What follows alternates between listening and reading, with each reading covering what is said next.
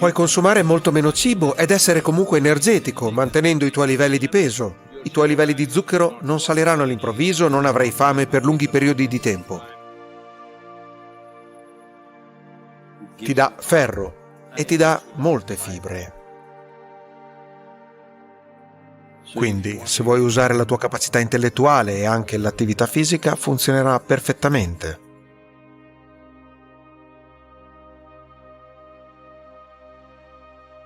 Se segui una dieta vegetariana, devi mangiare consapevolmente. Devi assicurarti che ci sia una sostanziale varietà.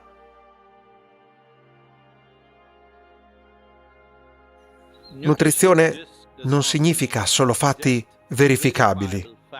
La nutrizione riguarda ciò che sostiene la tua vita. Quindi, in questi termini, il miglio ha un certo potere di sostenere il corpo umano in molti modi diversi. Il miglio ha il più alto livello di contenuto proteico tra tutti i cereali e il contenuto di calcio, di ferro e molti micronutrienti che non troverai nel normale grano e nel riso commerciale che le popolazioni consumano in gran parte oggi. Quindi, in particolare nel Karnataka, quasi 40 anni fa, ogni casa aveva una dieta di raghi. Il ragi mudde è molto popolare e il ragi può essere trasformato in così tante cose. Il ragi ambali era una cosa costante per la crescita dei bambini e il ragi dosa, il ragi roti, sono tutte cose molto popolari. Praticamente ogni cosa che puoi fare con il riso, puoi farla anche con il ragi, ma siamo caduti nella trappola di un solo cereale. Passare almeno al 50% a una dieta a base di miglio, anche se non puoi arrivare al 100% a causa dei viaggi e di altre cose, anche passando al 50% vedrai tre cose. Una cosa è che la tua salute generale e il tuo livello di energia saranno molto più alti di quelli di cui stai facendo esperienza adesso. La cosa successiva è che puoi consumare molto meno cibo ed essere comunque energico, mantenendo i tuoi livelli di peso. In termini di miglio, una cosa importante è che sono a lento rilascio. I tuoi valori dello zucchero non aumenteranno improvvisamente, è un processo a rilascio lento e con meno cibo non avrai fame per lunghi periodi di tempo, il che è una cosa molto buona da fare. Questo è molto semplice. Per quelli di voi che tendono a digiunare e cercano di bilanciare la propria dieta facendo il digiuno e il digiuno intermittente e cose del genere, vedrai, il miglio è alquanto favorevole per quel tipo di stile di vita.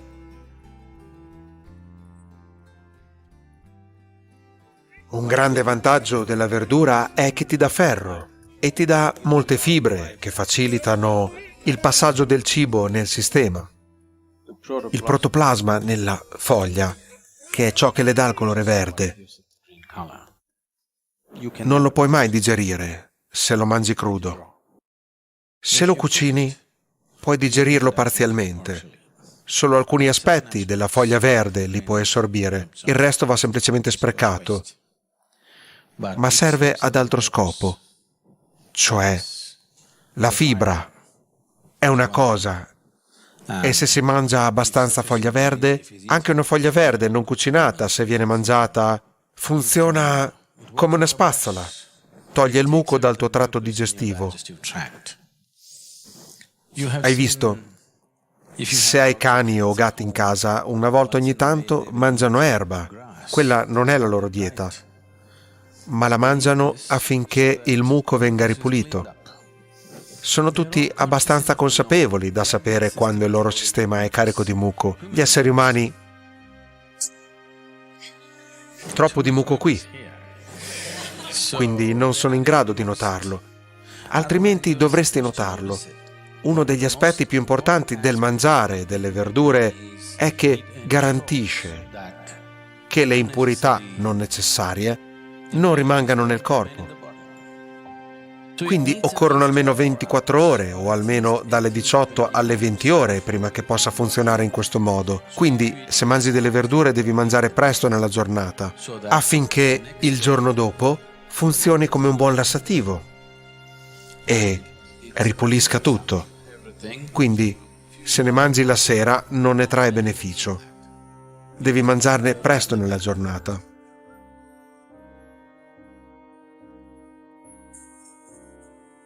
Quindi, lo sai molto bene. Il cibo più facilmente digeribile è la frutta. Digestione significa jataragni, i fuochi digestivi, come sono conosciuti. Se questi fuochi devono ardere nel modo più efficace, la frutta è di sicuro la cosa migliore. Quindi la frutta può fare cose miracolose per il corpo. Un consumo sufficiente di frutta può fare grandi cose al sistema. Si può diventare molto vivi e attivi, non importa quale sia il tuo stile di vita. Ma se svolgi un lavoro molto umile, diciamo che stai scavando fuori ogni giorno fisicamente, non con un macchinario, ma stai scavando fisicamente e stai facendo un lavoro molto duro, allora potresti trovare che ogni 2 ore hai fame per via della frutta. Perché puoi mangiarne solo una certa quantità, ma viene digerita così rapidamente che potresti sentirti a stomaco vuoto. Finché non arrivi a un certo livello di consapevolezza in cui sei in grado di essere a stomaco vuoto ed essere comunque energetico, perché la fame riguarda l'esaurirsi dell'energia, è come se fossi a corto di batteria. Ecco perché hai bisogno di mangiare. Ma oggi molte persone, o la maggior parte direi, quando sentono un po' di vuoto nello stomaco hanno voglia di mangiare. Per uscirne hai bisogno di un po' di consapevolezza, che sei a stomaco vuoto, ma stai comunque bene. Perché sei energico, quando la tua energia inizia a calare, mangi. Quindi, se segui una dieta di frutta totale, potresti dover o dedicare un po' più di tempo all'ora di pranzo e mangiare lentamente, in modo da ingerire abbastanza frutta. Perché con poca frutta ti sentirai sazio, perché generalmente è dolce. Quindi bisogna aspettare e mangiare lentamente. C'è anche un orologio biologico dentro di noi che, diciamo, per il tuo pasto normale, un pasto cotto, ci mettevi 10-12 minuti per mangiarlo. Anche se mangi frutta, quando raggiungi i 10-12 minuti il tuo corpo dice che hai mangiato abbastanza. Quindi devi mangiare consapevolmente di più. Perché ti sta cronometrando, non sta guardando il riempimento, ti sta cronometrando. Quando quei 10-12 minuti sono passati, ti senti pieno. Quindi bisogna andare oltre e consumarne abbastanza. Ma se sei in una dieta di sola frutta e fisicamente sei molto attivo, è importante che magari tu porti 3 pasti nella tua giornata e la maggior parte di voi potrebbe già farlo. Quindi 3 volte al giorno. Se dormi 6-8 ore o quant'altro, per le restanti ore, 16 o 18 ore, mangiare 3 volte è più che sufficiente se mangi frutta, ma lo stomaco si sentirà vuoto entro 2 ore. Quindi devi abituarti a resistere con energia alta, ma allo stomaco vuoto. Questo è il momento in cui il tuo cervello funziona al meglio, questo è il momento in cui, in quanto essere umano, funzioni al meglio, ti farà bene. Quindi, se vuoi usare la tua capacità intellettuale e anche l'attività fisica, funzionerà perfettamente.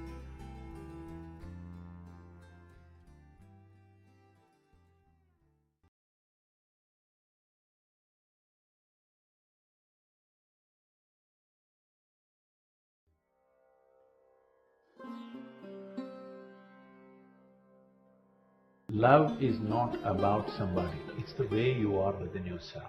But we hold different relationships. Every relationship, it's a different kind of transaction, isn't it? And if you do not know what is the purpose of the transaction and the nature of this transaction, you will obviously mess it up. Love is a certain way to be. Relationship is a transaction. Transaction has to go by the laws of the transaction. If you try to push it beyond that, it'll break. I've got 2 questions, sir. Love is categorized into various types, like maternal love, paternal love, love between siblings, between spouse, between man and woman. I want to know whether there is any correlation between sex, love and meditation. That is the first question. Second is Shiv and Shakti. Shakti is energy and energy is matter. Can we say it is consciousness if we can translate it into English? consciousness and matter? Second question, no. It's a complete… there's too much of wrong depiction happening. I don't know if we have the time to look at that, because that's a certain dimension of life which has to be looked at in a certain way. For the first one, there is…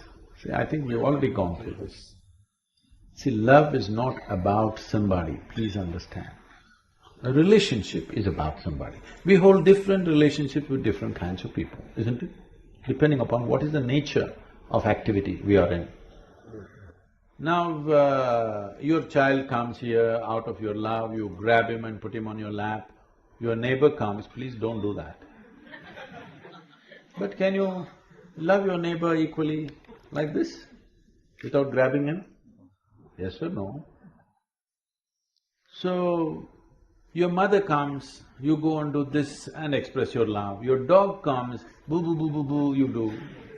Can you love your dog as much as your mother, I'm asking you? Oh, dog and mother, he's comparing. Stupid nonsense, tell me, when you're really feeling wonderful about your dog, is it any less than anything or any more than anything? Huh? Love is not about somebody, it's the way you are within yourself. But we hold different relationships. Our relationship with the dog is one way, with our mother another way, with our child another way, with a friend another way, with a working relationship it's another way. Relationships are transactions. Transactions have to be managed sensibly. You can't hold same transaction with everybody, polygamy. Why am I being made the poster? Not you, not you, it's a concept. It's a concept. You're not the only one who's aspiring for that. So it's a conceptually, it is just that. Every relationship, it's a different kind of transaction, isn't it? And if you do not know what is the purpose of the transaction and the nature of this transaction, you will obviously mess it up. You'll obviously mess it up, it doesn't matter how close they are to you, you will see it'll got… Many number of people it's happened, people who thought they are one and they'll never get separated are in horrible, hateful situations between them, not because of anything else, not because they're bad people, not because something else, just that you do not understand the limitations, you mistake action and the way to be. Love is a certain way to be. Relationship is a transaction. Transaction has to go by the laws of the transaction. If you try to push it beyond that, it'll break. But how you feel within yourself, nobody has any business with it. Nobody should be able to do anything about it. You feel wonderful within yourself, in your thought, in your emotion, in your body, in your energies. This is the way you should be. If you're feeling sweet in your emotion, you're loving towards everything that you set your eyes upon. But the transaction is different. How I am, how I transact with somebody, I cannot transact with you just like that, isn't it? But I don't have to feel any different, because this is the way I've decided to be within myself. So you need to have this understanding, what is being, what is doing. If this distinction is not there, then you'll mix it up and you think this is that is this. I love you is a fake statement. I'm in love, all right. I can't love you, it's not possible. I can transact with you in a certain way, but I'm loving. Because I'm loving, the transaction also has that quality. If I'm not loving, the transaction will not have that quality, isn't it? Sir, my question was correlation between sex, love and meditation. Is there any correlation between Is there any correlation between sex, love and meditation? I thought we separated sex and love sufficiently. Sexuality means… I'm not trying to make a moral judgment on it, I have no such thing about it. It is just that your intelligence has been hijacked by your hormones. When you're 10 years of age, you looked at this boy or this girl, they were just human beings. Suddenly you became 12, 14, you look at them, suddenly small changes in the shape of the body are looking like a whole universe all of a sudden. Yes or no? Why? Because you have been chemically poisoned from internally. This is nature's trick of somehow seeing that you reproduce. Don't think nature is interested whether you love somebody or you don't love somebody. Nature is interested that you reproduce. Because otherwise the species will end. All this drama around it needs to happen because if you simply go for reproduction, you feel like an animal. Having evolved beyond that, somehow you feel uncomfortable. So you want to add all these songs, what are the dialogues? Sing one song from it. You have to do all this to make you feel like it's something else, it's not about this. But no, sexuality is just that, hormonally driven. Is it good, bad? There is no such judgment, it's not for you to judge it's good or bad. The question is for you personally, how strong a force is it within you? Do you want to dedicate your life for that or no? That's something that you have to take a call. How is it connected to meditation? The word meditation in English language doesn't mean anything, actually. That's why everybody uses it. If you close your eyes and sit, in English they will say you're meditating. With eyes closed you can do many things. You can do japa, tapa, dharana, dhyana, samadhi, shunya, any number of things. Or you might have just mastered the art of sleeping in vertical postures. Who knows what you're doing with your eyes closed? Different things you can do.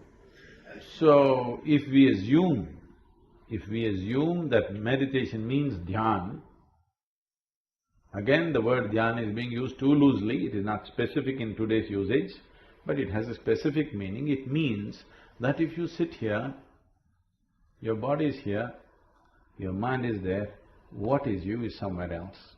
That means these three identities are separate in your experience. Once these three things are separate, then where is the question of asking the process of the body, the process of the mind, what has it got to do with this? Is it a correlation? No, there isn't. Now, oh, so if I meditate I can't have sex, if I have sex I can't meditate. That's not the thing. Meditation is not an act, it's a quality.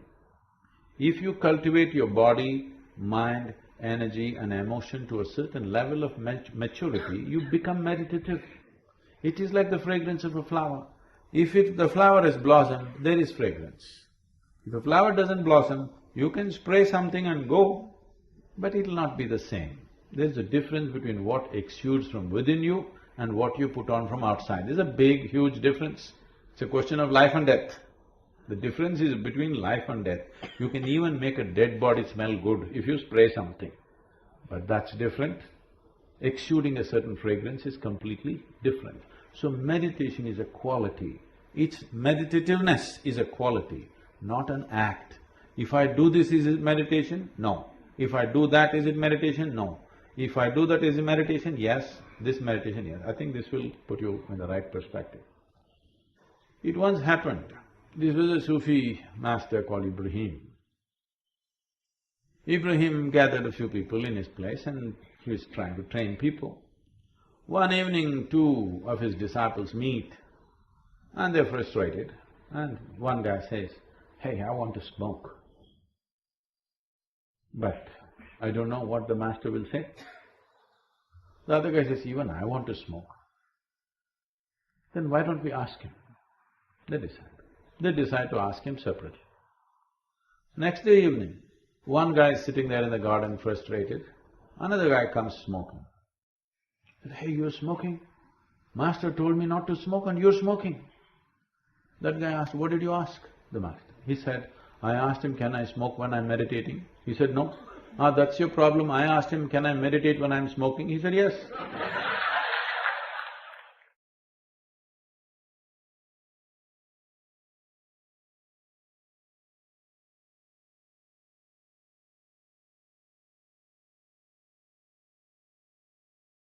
Sei rimasto fino alla fine e sai cosa significa? Che c'è una connessione tra noi. Scrivi nei commenti la tua città, il tuo paese, guarda i link nella descrizione e condividi questo video con qualcuno che sa quanto vale un ascolto completo. Grazie, un grande abbraccio a tutti e al prossimo video.